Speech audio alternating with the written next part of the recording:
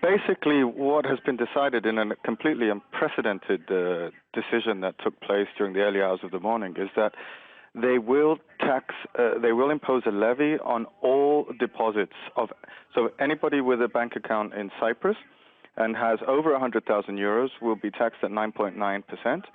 And even those with under 100,000, and we're talking about people with savings, basically. Anybody with savings will be taxed if they're under 100,000 with 6.75%, which is extremely bizarre considering that the EU has guaranteed private bank deposits of up to 100,000 euros.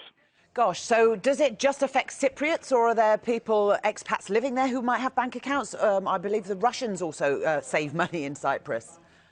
But there's been a lot of talk about the Russians, but what people don't seem to understand is that we have 70 billion euros worth of deposits in Cyprus, and I think something around 20 billion of that is Russian. The rest is not. So the vast majority is Cypriot residents, people living in Cyprus. 1 in 4 people in Cyprus are foreign, so it's not just Cypriots. Okay. But I think the biggest impact of this decision is that it's exposed the EU for the complete lack of solidarity in terms of how it treats less significant smaller countries.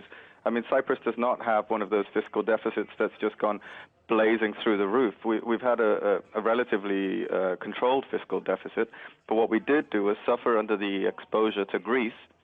And when the EU came and decided to impose a haircut on Greek bondholders, this affected the Cypriot banks by 4 billion, approximately 25% of its GDP. Okay. So the average man and woman on the street, people like my parents who've been saving up all their lives working, will now have to pay for that. And I think that's completely unprecedented, and it's not just something that will impact expats or Cypriots. Okay. Stefanos, presumably you just go to your bank today and take out the money so you'll be below that 100,000 euro threshold?